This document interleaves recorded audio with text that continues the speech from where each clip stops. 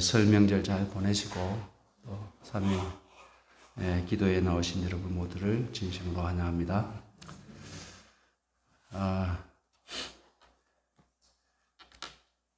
이제 저도 좀 나이를 먹은 것 같습니다. 명절이 좋은 게 아니라 명절이 지나가니까 좀 한가진 그런 생각이 듭니다.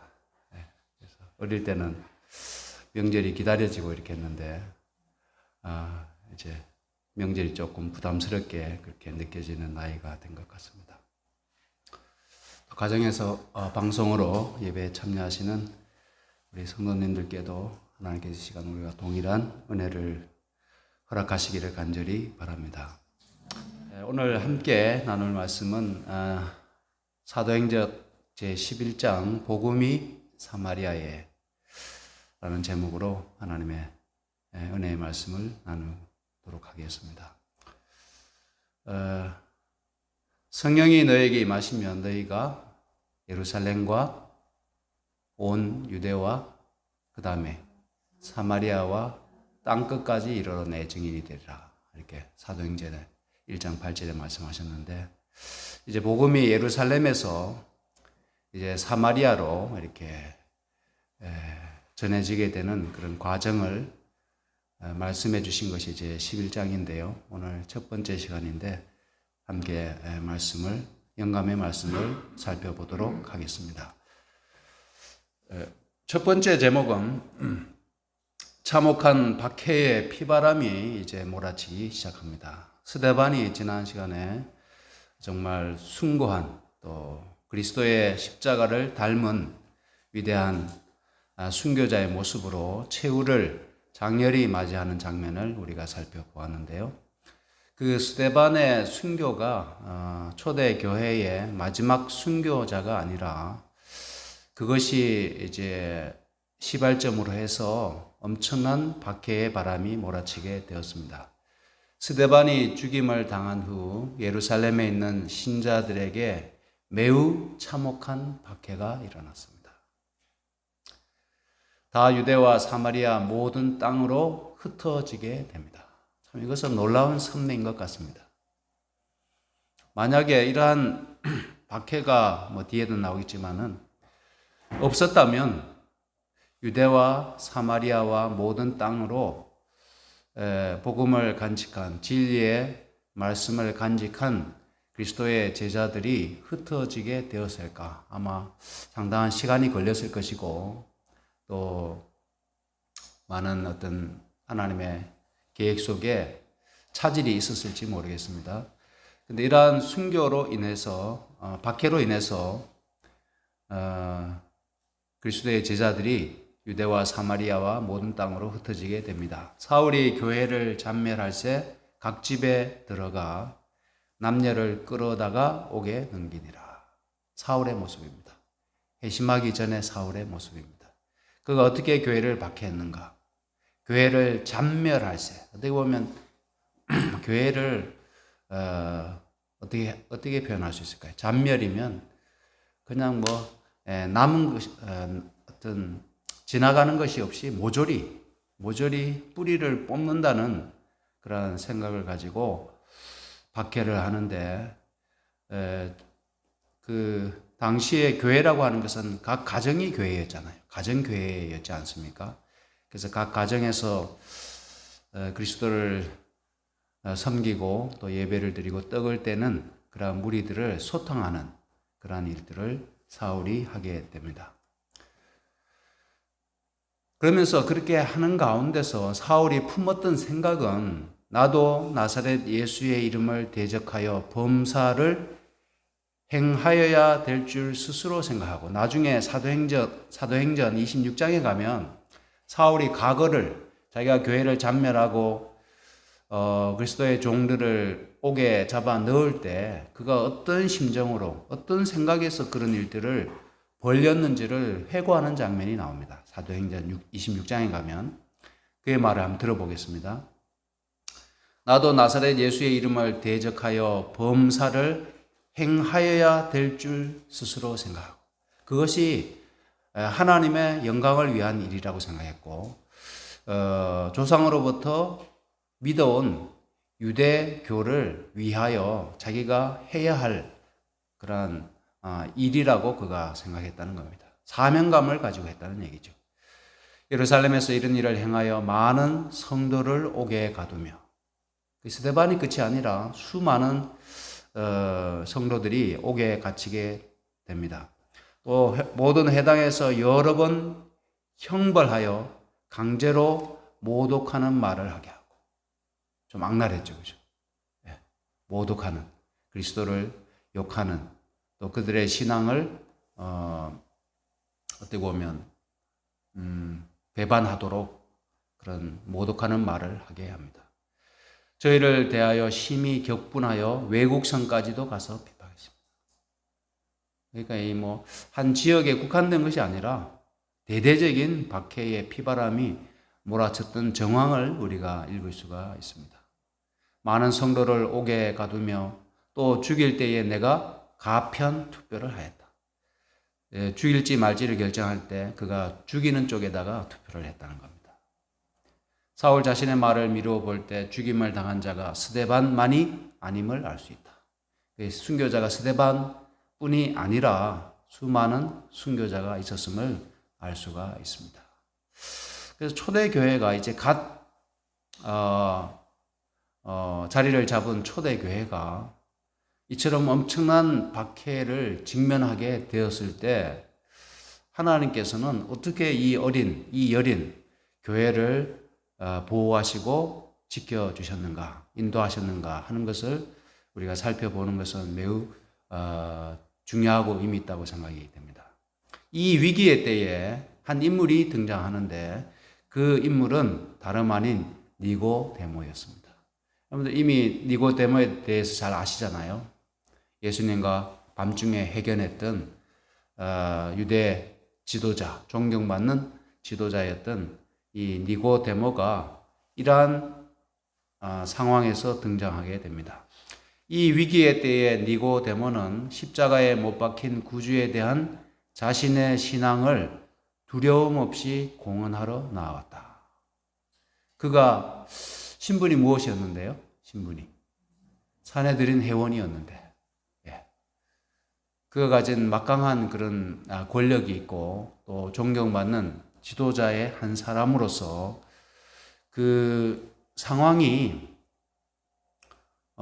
그리스도를, 나사렛 예수를 따르는 자들을 박해하고 그냥 다 잔멸하는 그러한 상황 가운데서 용기 있게도 그는 어느 편을 드는가 하면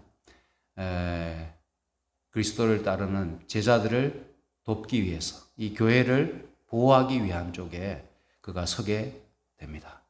그래서 우리가 어느 편에 설 것인가, 그 위기의 때에 우리가 어떤 사람인가, 누구에게 속한 사람인가, 우리의 진정한 믿음과 신념이 어디에 있는지가 나타나게 됩니다.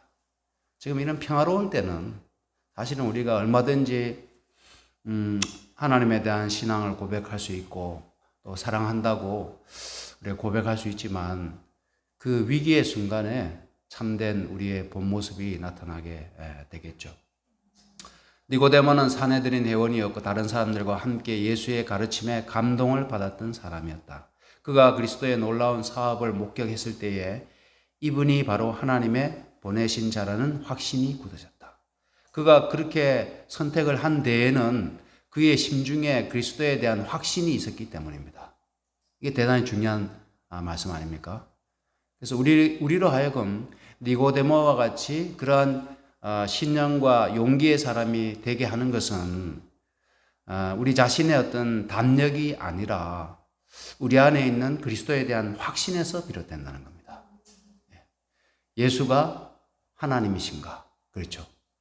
우리 설교 시간에 제가 몇 주에 걸쳐 지금 전하는 말씀도 그런 취지입니다. 예수님이 진실로 하나님이신가?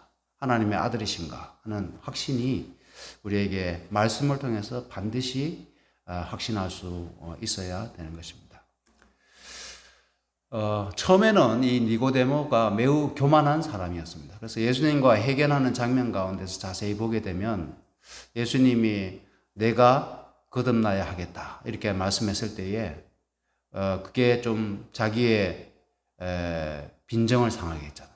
예. 자기의 어떤 그 교만한 마음에 그 자존심을 건드리는 그런 말을 들었을 때에 어떻게 거듭날 수 있습니까? 내가 모태에 다시 들어갔다가 나올 수 있나? 나오는 것이 거듭나는 것이냐? 그렇게 하면서 예수님의 말씀에 대해서 조금의 어떤 반감을 갖고 있는 모습을 우리가 볼 수가 있는데, 이 니고데모는 교만한 사람이었습니다. 아마 그러한 위치에 있다면 누구나 교만하기 쉬울 것 같아요. 그렇죠? 권력자의 위치에, 또 이스라엘의 어떤 지도자의, 존경받는 지도자의 자리에 있게 될 때 아마 교만하기가 쉬울 겁니다. 그 갈릴리 선생을 동정하면서도 공공연히 인정하지는 못하고 은밀하게 회견을 하고자 했다. 밤에 찾아온 이유입니다. 예수께서는 이 회견에서 그에게 구속의 경륜과 세상에 대한 당신의 사명을 나타내셨으나 여전히 니고데모는 주저했었다. 예수님이 참 증거하는 말씀이나 그분이 행하시는 그 사업을 그가 매우 관심을 가지고 지켜보게 될 때 이분이 보통 랍비나 선생은 아님에 틀림이 없다는 사실을 그가 알았습니다. 그런데 그가 이제 하나님의 아들로서 메시아로서 인정하는 데까지는 나아가지 못했죠. 니고데모는 주저했었습니다. 니고데모는 진리를 그의 마음속에 감추어 두었으므로 3년 동안, 예수님과 회견 이후에 3년 동안 표면적인 결과는 거의 없었다. 그 회견 이후에 그가 회심하거나 그리스도의 제자로서 그렇게 행적을 보이지는 않았습니다. 그런데 이 니고데모는 그리스도를 공공연히 승인하지는 않았으면서도 사내들인 공회에서 그리스도를 멸하려는 제사장들의 음모에 대해서는 거듭 반대했습니다. 거기서 브레이크를 걸고 그리스도의 사업을 해방하려고 하는 그들의 시도를 몇 번에 걸쳐서 무산시키는 그런 일들을 했다고 하는 것입니다.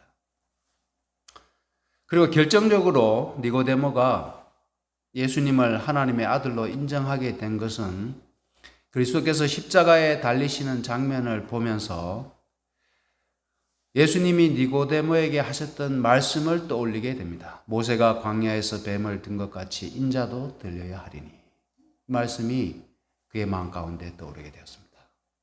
즉 다시 말하면 예수님이 자신이 어떠한 죽음으로 죽으실 것까지도 알고 계셨고 그 죽음이 무엇을 위한 죽음인지를 그가 이해하게 되면서 깨닫게 되면서 예수님에 대한 확신이, 예수님에 대한 믿음이 이제 확신으로 변하게 되었습니다. 그리스도의 말씀을 기억하고 그분이 세상의 구주이심을 깨달았다. 그래서 지금 이 밑에 밑줄 친 부분이 있지 않습니까? 그리스도의 말씀을 기억하고 그분이 세상의 구주이심을 깨달았다. 우리에게도 요구되는 부분입니다. 우리도 그분이 세상의 구주이심을 우리가 진정으로 깨달아야 되겠습니다.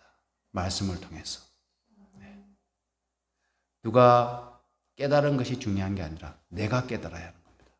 내 스스로 하나님의 말씀을 통해서 깊이 예수님이 세상의 구주이심을, 나의 구주이심을 깨닫게 될 때 니고데모와 같은 그런 신념과 용기를 우리의 삶 가운데서 나타낼 수 있게 되는 것입니다.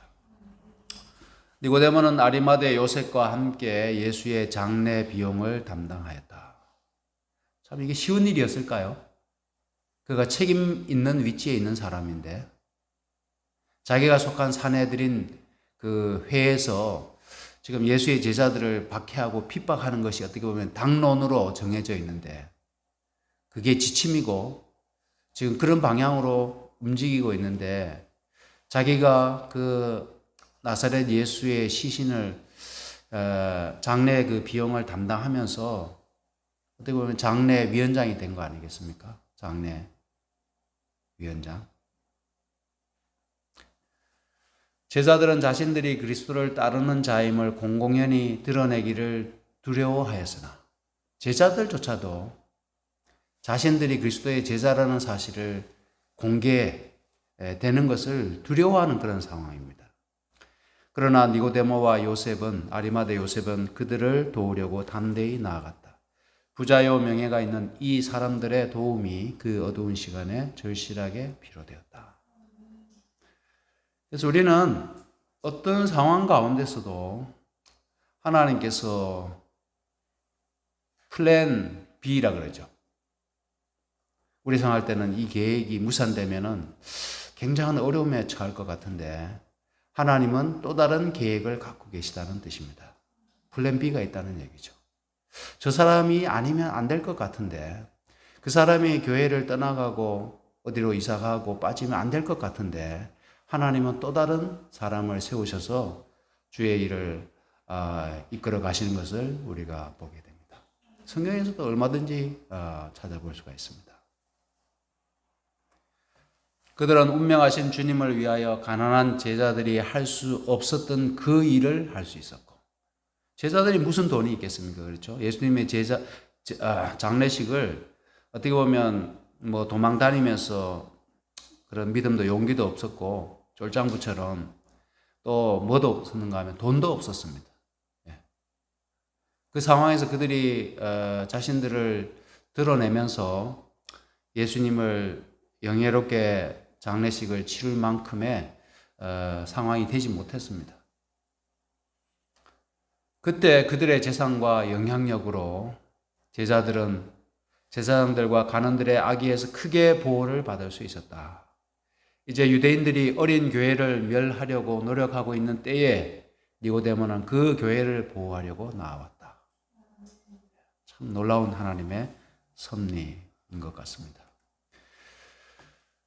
니고데모에 대한 마지막 말씀입니다. 니고데모는 그 이상 조심하거나 의심하지도 아니하였고 제자들의 신앙을 격려하고 예루살렘에 있는 교회를 유지하는 일을 돕고 복음 사업을 발전시키는 일에 그의 재산을 사용하였다. 전날에 그에게 존경을 표했던 사람들이 이제는 그를 조롱하고 핍박하였으므로 그는 이제 세상 재물에는 가난하게 되었으나 자신의 신앙을 옹호하는 일에는 흔들리지 아니하였다. 그래서 니고데모도 우리가 참 존경할 만한 그런 믿음과 또 어떤 모습을, 태도를 우리가 발견할 수가 있습니다. 제가 이제 테니스 클럽에 가입해서 한 1년 가까이 이제 활동하고 있는데요. 그래서 보니까 참 여러 어떤 우리 마산 창원 지역에서 그래도 나름 그 유지처럼 활동했던 분들이 많이 들어와 계신데 어떤 분은 여기 로보랜드죠. 로보랜드 운영 본부장도 있고 뭐 구청장 했던 분도 있고 뭐 여러분들이 그런 분들이 있는데 제가 최대한 그분들에게 좋은 인상을 끼치고 호감을 주기 위해서 상당히 많이 애를 쓰고 있습니다. 그래서 이제 그분들이 어느 때에 우리 교회를 그들의 영향력이나 그들과 만나는 사람들에게 나타낼지 모르잖아요. 그렇죠? 뭐 지금 핍박의 시기가 아니라 할지라도 그분들이 한마디 해주는 것이 엄청나게 도움이 될 수도 있는 것입니다. 그래서 화이트 부인이, 엘렌 화이트이 특별히 사회 지도층에 있는 사람들, 뭐 부자들이나 권력자들에 대한 접촉이나 또 그들을 사귀고 그들에게 복음을 전하는 것을 우리가 포기해서는 안 된다. 어렵다고 해서 그런 말씀을 한 적이 있는데 니고데모가 바로 그런 대표적인 경우입니다. 그 사내들인 회원이었던 이 유명한 니고데모와 예수님이 접촉하심으로 인해서 교회가 얼마나 큰 도움을 받게 되는지를 우리가 확인할 수가 있습니다. 그래서 우리 여기 장로님도 계시고 이렇게 한데 내가 만날 수 있는 그런 영향력 있는 사람들을 접촉하는 것을 피하면 안 되고 우리가 조금 더 적극적으로 다가서는 일도 매우 중요하다고 생각이 됩니다. 예를 들면은 뭐 박수대 집사님도 그런 일을 하시면서 뭐 시장님이나 구청장이나 뭐 이런 분들을 만날 수가 있지 않습니까?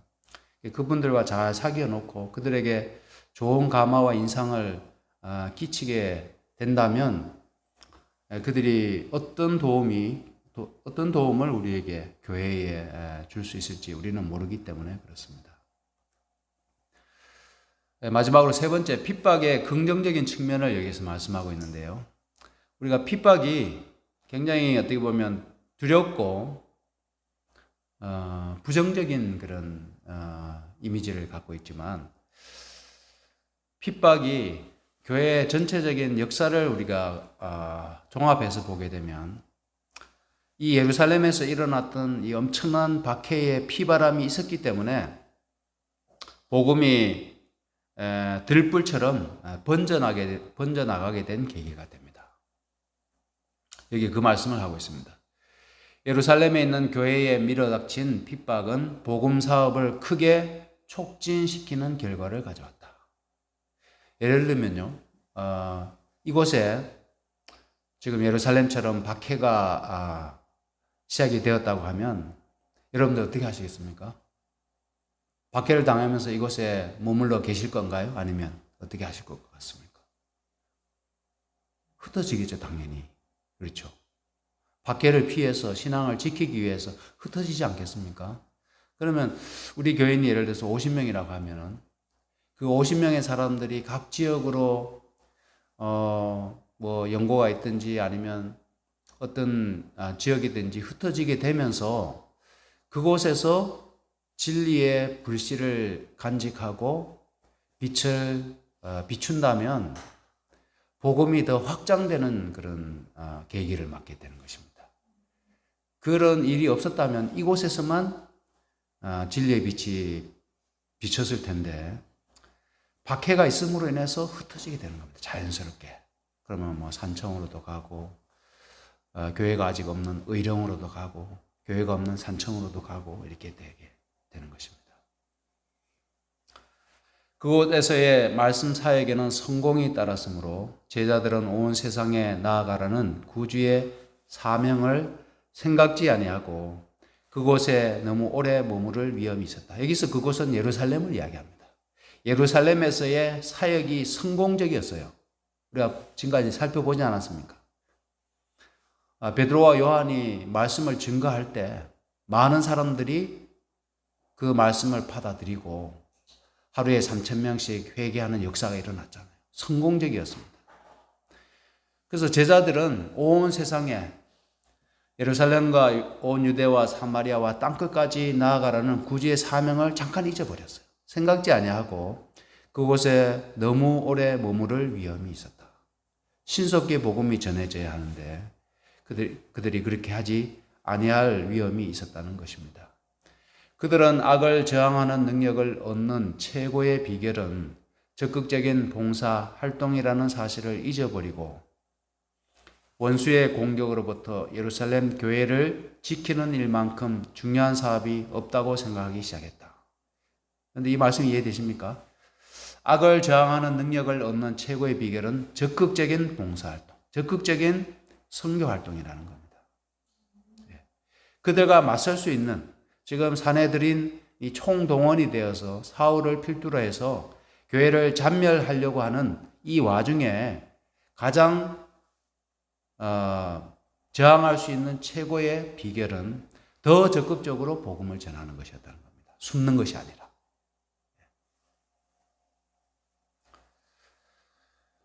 그래서 뭐 축구할 때도 공격이 최선의 방어다라는 그런 전술이 있잖아요. 그러니까 그냥 뭐 수비만 해서는 안 되고 적극적인 공격을 할 때 그것이 최선의 방어이다. 뭐 병법에 나오는 표현인지 모르겠습니다. 근데 이제 이 예루살렘 교회가 크게 성공적으로 이제 부흥하다 보니까 그 예루살렘 교회를 지키는 일이 최고의 관심사가 되고 예루살렘 교회의 일만큼 중요한 사업이 없다고 그들이 생각하게 되었다는 것입니다. 그들은 복음을 듣지 못한 사람에게 복음을 전하기 위해 새로 개심한 사람들을 교육시키는 대신에 이미 성취한 일에 만족하도록 모든 사람들을 이끄는 위험에 빠져 있었다. 우리가 지금 말씀 전하는 것은 순식간인 것 같지만 사실은 이 기간들이 꽤 기간이 좀 되는 것입니다. 그분의 대표자들이 국외로 흩어져 거기에서 다른 사람을 위하여 일하도록 하시기 위하여 하나님께서는 핍박을 허락하셨다. 예루살렘에서 쫓겨난 신자들이 두루 다니며 복음의 말씀을 전하였다. 구주께서는 너희는 가서 모든 족속으로 제자를 삼으라는 사명을 맡기신 자들 중에 천한 계급의 사람들, 주님을 사랑하기를 배웠고 이타적인 봉사의 모본을 따르기로 결심한 남녀들이 많이 있었다. 그래서 핍박 때문에 흩어졌을 때 그들은 선교적 정신으로 충만하여 나아갔다. 그들은 그들의 사명의 책임을 깨달았다. 그래서 핍박을 받아서 흩어지면서도 그들의 정신을 충만케 한 생각은 선교적인 마인드를 가지고 갔다는 겁니다. 참 놀라운 말씀이잖아요. 그래서 우리 교회도 뭐 어떤 일을 하든지 선교적인 마인드, 안교부, 선교부 말할 것도 없습니다.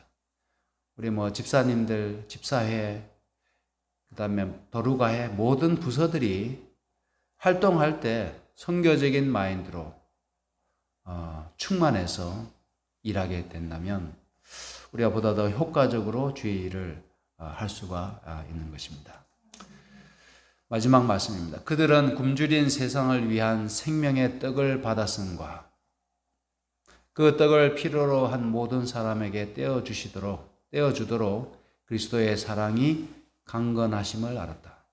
주께서 바로 그들을 통하여 일하셨다. 그들이 어디로 가든지 병자들은 고침을 받았고 가난한 사람들은 그들이 전하는 복음을 받아들였다. 그래서 그들이 그들은 무엇을 가지고 나아갔는가? 여기 주신 말씀처럼 굶주린 세상을 위한 생명의 떡을 사람들에게 떼어주기 위하여 하나님의 사랑이 그들을 강건한다는 사실을 깨닫고 그들이 나아갔다고 하는 것입니다. 그래서 우리에게 생명의 떡이 우리 손에 놓여져 있는 것입니다.